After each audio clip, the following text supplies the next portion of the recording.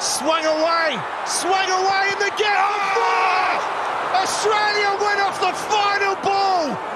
Can you believe it? That is unbelievable. Tim David, take a bow. So New Zealand is a bit of a funny place. Yes, cricket's our summer sport, but yeah, it's often the case. Cricket seems to almost, the cricket season goes well into April, well into the middle of autumn, a bit like the UK, which is funny when you consider that, and then whereas in Australia, cricket, that's it. It's March, that's it, it's over. I mean, Sheffield Shield is, I know we had the Sheffield Shield final recently. But yeah, it's certainly the international season's well. I think the international season was done back in February, mid-February. If I'm correct me if I'm wrong. I mean, certainly the test. Oh no, wait, I mean, I think it was the Sri Lanka test. Was it the West Indies test? Finished February. So cricket is pretty much the short of it. Cricket is somehow still still talked about in New Zealand. Even the climate in April doesn't suggest it should be. But yeah, look, I guess it is time to talk about the New Zealand cricket season. Briefly, I'm not going to really go into the spiel and just offer my quick thoughts on it. Mitch Marsh, that is some powerful and amazing hitting. Pumped away, Pat Cummins hits the winning runs. Australia sweep New Zealand 2-0 in the series. That is some performance, Alex. So easy to start with the men because the men's cricket season wrapped up ages ago, and then had that award ceremony and all that. And Daryl Mitchell, of course, took all the awards as usual because he's clearly our best cricketer right now. Informed cricketer, I should say, because Kane Williamson remains our best cricketer. But yeah, I mean, bit of a mixed season. I mean, we had some good wins. I know. Look, I mean, it's sort of tainted. Look, I guess we should. It was a bit tainted by the series against Australia where we just failed to. Did we win a game? I can't even remember if we won a game. It kind of felt like it. We certainly flunked the Test series. Certainly blew an opportunity to win a Test against Australia. When we really, but. Yeah, that's it. And yeah, it is disappointing. Of course, that sort of puts paid to our, Test championship chances. And yeah, look, I guess men's cricket has kind of been a bit forgotten because we haven't played since end of February, and since a couple of weeks. Apologies, a couple of weeks ago with after the final test.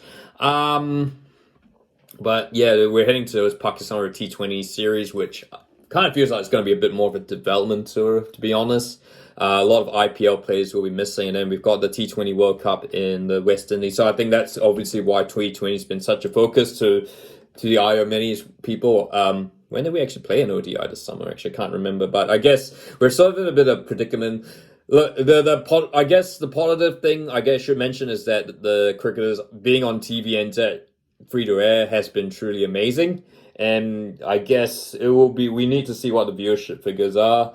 And I guess at the same time, there's a bit of a word of caution because, with this TVNZ deal was sort of kind of just like a carryover from Spark, obviously pulling out of sports streaming. And, it is certainly, you'd think New Zealand cricket is not going to, once in terms of commercial revenue for New Zealand cricket, that's not necessarily they'll obviously be looking for money, particularly when you consider they're behind Australia, England, India, etc. in terms of revenue. So, and of course, this Spark /TVNZ deal is the brainchild of the former of David White, who's of course no longer the CEO of NZC. So we need to, so enjoy the free-to-air cricket while it lasts, because I'm not confident it's going to last once the contract ends. But for now, look, I guess.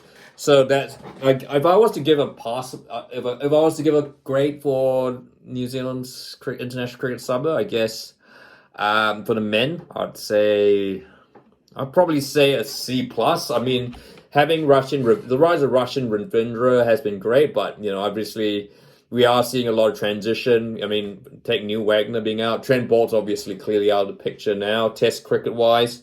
So there's a lot of transition. I think we're going to see. You're going to see more like Williamson, Ravindra, Mitchell carrying the team, and yeah, I guess. I mean, I still think Gary Stead remains the best person for now to lead the charge. I mean, and I'm thinking that I'm not sure New Zealand cricket can afford Daniel Vittoria or Brendan McCullum, given that they are, or Stephen Fleming, given they're being paid handsomely to be in the IPL or wherever they are, the 100, etc. So yeah, I think Gary Stead currently remains the man to be seen. But yeah, I guess we need to see what happens over there's going to be a bit of a painful period for New Zealand cricket fans after all the success we've had in the last couple of years. And yeah, so watch this space. Poifa!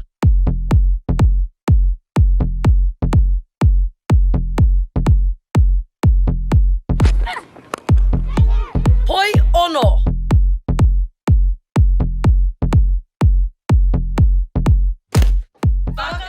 Brief shout out for the White Ferns, who I actually got to watch yesterday. I guess it's sort of, I think I'll give them a C+ as well. Again, yeah, it is a bit like repeating ourselves, the men.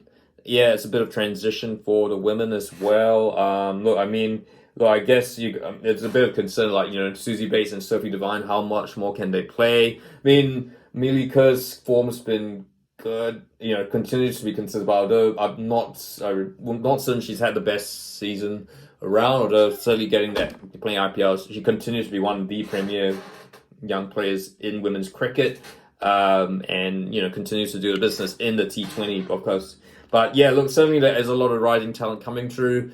Carson, I think the story, which seems a long time ago, but Eden Carson, for example, getting, at such a, just coming out of nowhere to get a New Zealand central contract, which I think now she's ended up with the NZA side. Obviously, we've got Izzy Gaze, Sweden, how sort of taking over where Katie Martin left off. So there's going to be a bit of a transition period.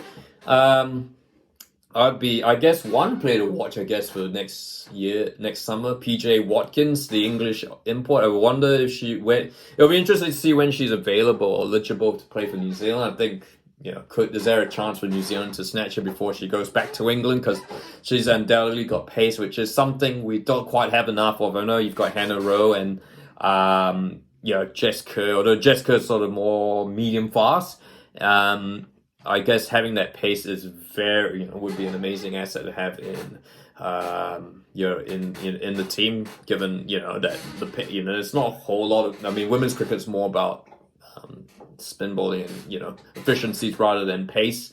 But yeah, having that would be a tremendous asset. So coaching wise, I guess I think is there a need to change, or do we need to start looking at someone more elite? I guess given I think there is talent in the New Zealand women's cricket, but. And it's quite evident to see it might not be on the same level as England, Australia, or India, but we do have the talent. And I think, are we getting the best out of the players? I'm still not sure. So, yeah, so those are the thoughts looking back at the 2023 season. Of course, congratulations to Wellington, who have pretty much dominated the New Zealand domestic cricket scene.